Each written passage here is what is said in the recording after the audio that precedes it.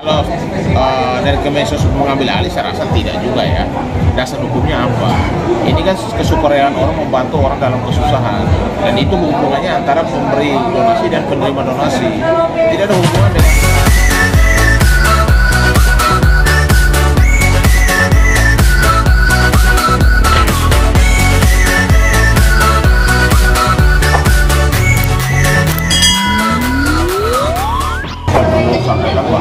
sebenarnya mediasi itu adalah salah satu langkah yang sangat positif untuk mencari jalan tengah, mencari solusi terkait permasalahan arus dengan Novi yang sudah sangat berlarut-larut, sudah sangat kemana-mana, bahkan melibatkan banyak orang, bahkan berpotensi adanya kegaduhan itu.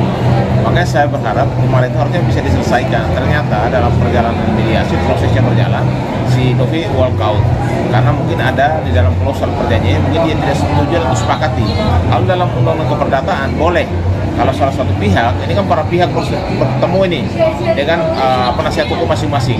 Tapi ketika salah satu pihak memang tidak sepakat dengan klausul perjanjian yang ada, dia boleh menolak karena belum ada konsekuensi hukumnya. Kecuali ketika sudah disepakati, sudah ditandatangani, sudah setuju sama-sama, tiba-tiba dia ingkar janji, tiba-tiba dia tidak menjalankan yang namanya perjanjian yang telah disepakati, itu ada konsekuensi hukumnya.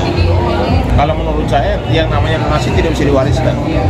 Yang bisa diwariskan adalah hukum perkawinan, di mana keluarga yang meninggalkan waris itu ada dua lah, ada harta dan utang. Itu harus diwariskan kepada turunan-turunannya, ya. Itu sah secara undang-undang. Itu pun harus ada penetapan waris, karena jangan sampai penerima waris orang yang salah.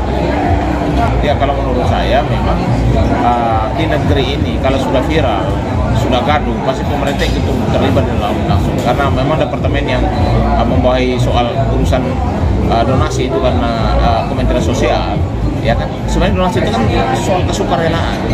Kenapa sih hal yang soal kemanusiaan dibawa kemana-mana, dipublikasikan, mencari sensasi dan lain sebagainya? Kalau menurut saya kita harus sepakat dulu nih, harusnya barang ini, masalah ini bisa diselesaikan kok. Ini kan soal antar komunikasi, miskomunikasi aja, tapi sudah kemana-mana melibatkan banyak orang.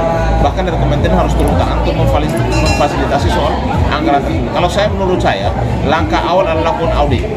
Yang kedua, kalau ditemukan adanya penyimpangan, adanya pengelapan dan penipuan, itu boleh dilakukan upaya hukum, baik perdata maupun pidana. Karena ini sudah kemana-mana, sehingga hanya salah satu untuk menyelesaikan persoalan ini adalah dengan adanya penegakan hukum. Kalau dari Kemensos mengambil alih, saya rasa tidak juga ya. Dasar hukumnya apa? Ini kan kesukarelaan orang membantu orang dalam kesusahan, dan itu hubungannya antara pemberi donasi dan penerima donasi. Tidak ada hubungan dengan regulasi itu loh, karena ini soal pribadi dengan pribadi gitu loh. Tapi karena kegaduhan, kalau Departemen Sosial memfasilitasi, memonitor kasus ini wajar-wajar saja ya, sehingga bisa diarahkan ke hal yang positif, yang bisa mendapat win-win solusi, kedua belah pihak bisa menerima gitu loh, difasilitasi oleh kementerian.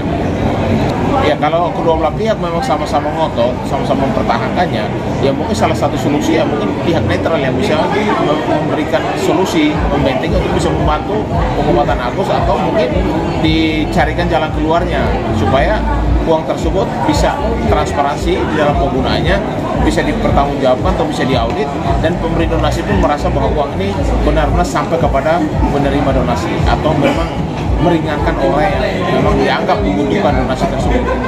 Ya kalau menurut saya tidak ada masalah ya, karena itu kan rekan-rekan saya juga. Artinya kalau memang Agus masih membutuhkan tim lawyer dan memang bisa masuk ke dalam tim itu, ya tidak ada masalah. Undang-undang advokat kan juga tidak melarang. Yang ada adalah undang-undang advokat memerintahkan kepada kita untuk lebih banyak kebantuan hukum kepada orang yang membutuhkan. Tapi salah satu solusinya adalah bagaimana menyelesaikan persoalan dengan cara yang kekeluargaan dan juga menjaga marwah daripada advokat itu sendiri. Ya kalau menurut saya kan tidak monitor ya, tapi sebagai advokat saya rasa teman-teman itu paham terkait undang-undang advokat, karena itu semua mengikat semua advokat di Republik ini dalam berbicara, dalam sikap, dalam berbahasa, dan menjaga etika profesi kita. Marwah kita adalah officium nobile, adalah profesi yang mulia. Tolong